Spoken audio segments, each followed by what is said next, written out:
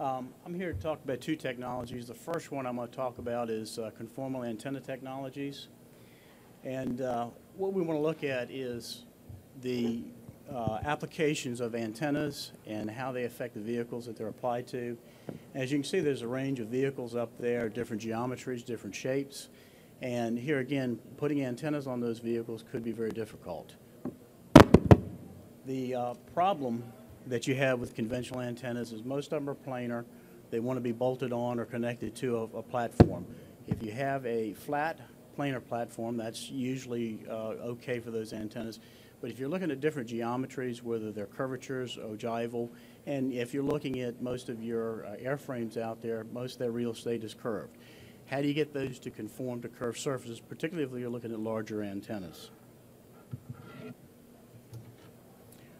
This is some technology that we developed, and it basically is based on coatings applied to manufacture antennas. We started out very simply in the caption in the upper left-hand corner with a GPS antenna. It proved the concept that we could actually manufacture an antenna out of a coating. From there, we went into an Air Force SBIR where we looked at implementing antennas onto curved surfaces. A couple of things I want to point out is in this program, not only did we develop the technology to apply to curved surfaces, but the systems for designing and modeling the performance of the antenna was designed as well. This is from one of our Air Force SBIR projects where we looked at how can you implement a fairly sophisticated phased array. This is a 64-element scanning beam phased array radar antenna that we actually embedded on a profile of a carbon fiber wing surface. The technology was based so that it can be applied to conform with the shape of the curvature of the wing, and here again, not impact the wing in any structural way. You can actually do this through a feed line manifold with only one feed point where you can feed the entire array.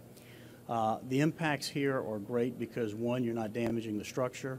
You're actually putting much lighter structure on the airframe. Aerodynamic drag, because it conforms to the surface, is much lower, so you're going to see the benefits in fuel economy and how that relates to performance in air. Another feature of this technology is it's very damage tolerant. One of the problems that you have, particularly on the airframes with antennas, is bird strikes, damage from bird strikes. By being conforming to the antenna surface, you'll end up minimizing that impact on the antenna. We also went into a NASA program just to show you the flexibility of this technology. As we went into looking at a ISM a communications antenna for spacesuit, and we worked with Johnson Space Center on developing an antenna system that would be integrated into the layers of the spaceship fabrics.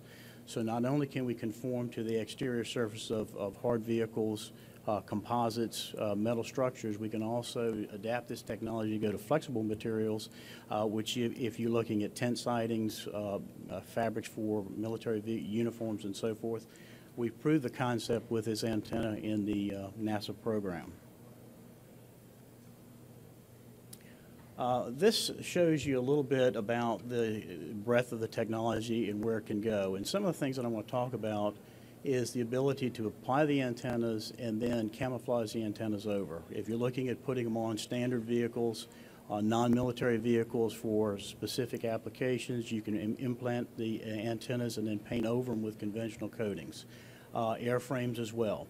The other avenue that this really has a great benefit is in the UAV area. Smaller and smaller UAVs need lighter and lighter payloads. You're looking at the antenna systems. Usually, like a standard Iridium will have a big payload consequence for a small UAV. This technology can cut about 85% of the weight of that Iridium antenna off the UAV.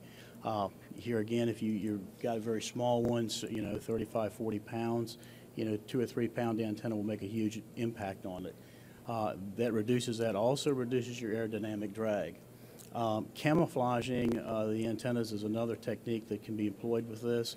If you're looking at embedding them into ballistic panels, camouflaging them into vehicles, military vehicles, so you don't have all of the big whip antennas and structures sitting out on top of the vehicle. They can be all implemented onto the surface of the vehicle. This gives you a little bit of a spread of some of the frequencies that we've been able to do antennas in. We've ranged from 400 megahertz all the way up to 10 gigahertz. It gives you an idea of some of the structures that we've been able to put it on. We've gone from carbon fiber composites to fiberglass to metal aluminum structures. We have developed a dielectric coating as well as the circuit coatings that we've developed. So if you're going to a metal structure and you're doing a patch type antenna, you're going to use the metal structure as your ground plane. You'll apply the dielectric coating on there and you can come over top with your patch element. This gives you a way of building an antenna virtually on any structure. And here again, it can conform to any surface and contour that you're looking at. We've also coated them with numerous top coats over, so you can embed them into systems, camouflage them over, and your vehicle can look like a standard vehicle when you're done. Or if you're implementing a number of them on an airframe and you don't want them to be detected, you can camouflage them over with a coating. Summary. This basically will enhance the ability of the vehicle, whether it's an airframe or a ground vehicle, to apply more antenna systems. You will get lighter payload from the antennas, less aerodynamic drag, and you'll be able to conceal antennas where, in other words, they would be exposed. One of the other things that is damage tolerant repairability. These are very easily repaired. Like I said, these are usually manufactured with spray-on coatings that can be easily repaired in the field. Any questions? Do you have any, I'm sorry, did you have any DoD customers? Yes, we did. We have SBIR programs, went through 2 SBIRs through the Air Force, 1 through NASA and 1 through SOCOM. And then when are you ready to productize? This should be ready to come on to industry. We're looking for vehicles now for prototyping and for actual field operations. So we're searching now for those avenues. So you're looking for vehicle partners or radio partners? Vehicle partners, okay. UAV partners. Like I said, they can go on a variety from combatant crafts all the way through your ground vehicles to air vehicles. And if I go on your website, will it show me what frequencies you've had? Don't have that up yet. Okay, all right. So the presentation, we're going to ask your permission to release it. Sure. So that it's for public consumption. Okay, any other questions? Okay, Robert, we're going to continue on, and you're next. All right, the other technology that we have is an RF shielding technology. And it kind of ties in with the antenna technology because they all are based on highly conductive coatings. What we've done is looked at EMI shielding and the problems with EMI shielding. And you encounter it all the time out there in the field, whether it be from a electronic housing or whether it be from a UAV interference, or you're looking at a skiff room.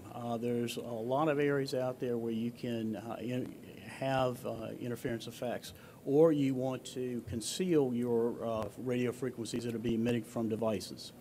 What we looked at was an easy and simple way of metallizing structures that were non-conductive. We started this technology back many years ago looking at electronic housings, and when they went from metal to composites and injection molded plastics, you lost all your EMI containment in them. So the thought was, could we come up, instead of electroplating them with metals, come up with a way of spraying a coating on that would metallize them and give you EMI protection. So that's where the technology started at many years ago. And we've expanded into a number of applications since that point.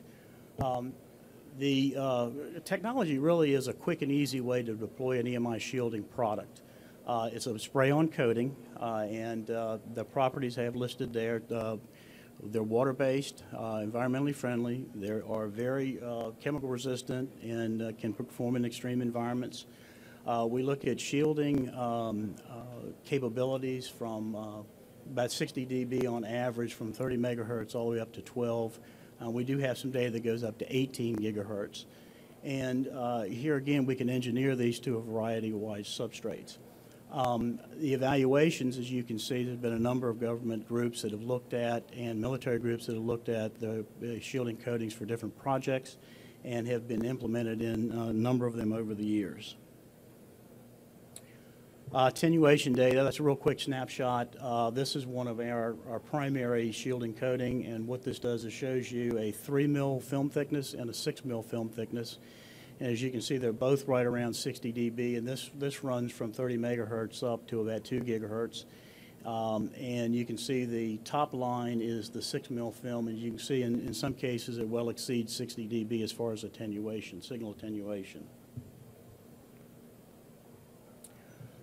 We've adapted this for some marine environments. We did a project a number of years ago for General Dynamics for the EFV, and looking at how to get a product that would be corrosion resistant and protect the metal from corrosion, but still give them electronic interface for shielding gaskets to apply to. So we adapted a product that would actually go into a marine environment, give you the EMI signature control, or if you want to use it for grounding, it's still electrically conductive, and give you some protection and corrosion protection against metals. One of the areas that we've had the most success with is in skiff rooms, and most of you have been in skiff rooms, and some of you may construct skiff rooms. But this gives you an easy way to deploy a coating in there to give you an EMI shield inside a skiff room. Easy to apply, works on multiple substrates. If you're looking at most of your construction materials out there, whether they be block, brick, concrete, drywall, plaster, the coating can be applied to all of those. So you can easily go in and put up a shielded structure for EMI very quickly. As most of you may know, a lot of times, you may not know, a lot of times foil has been used in the past, and you just paste foil on a wall for shielding. What this does is gives you, like I said, ability to form a skiff from virtually any structure. Quick installation.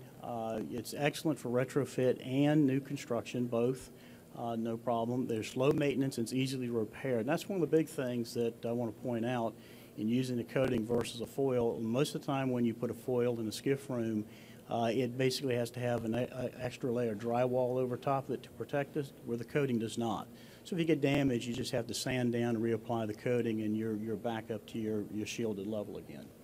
And it basically saves you time and labor when installation. So we've gone in and done skiff rooms over a weekend, so a business doesn't have to shut down for conference rooms, workstation areas, and so forth. One of the things that here again has a huge advantage is when we get into multi-floored buildings. When you're looking at, if you're looking at putting in a skiff room in a multi-floored structure, you have a concrete floor and you have a concrete deck, and if you look above the drop ceilings, it's going to look like what you see up there. There's a lot of mechanical space up there. There's HVAC units. There's conduit sprinkler lines, and that is very difficult to get an EMI shield behind with a foil. We have found that the coating is extremely good at getting up in and behind all of those areas to give you a good shield and tighten up your room so you don't get any RF leakage out of the shielded structure. The other thing that you can do with a coating, which is very difficult to do with other methods of EMI shielding, is you can tie into specific areas. If you're looking at vent screens, HVAC units, and even doorways, skiff doors, most of them have a metal frame. You can lap the coating right up onto the metal frame and make contact, and you've sealed your room up. So that's a technique that sometimes is difficult to do when you're looking at the foil and using a foil as an EMI shield in a room.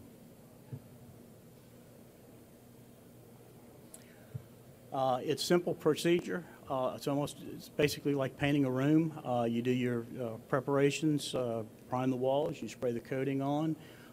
Attention has to be paid to all of the the areas that you're looking at shielding, as far as gaps and crevices and holes. Usually there'll be some gaps around conduits that you have to plug up, but traditional materials can be used. So virtually you can shield any type of room with a coating very easily.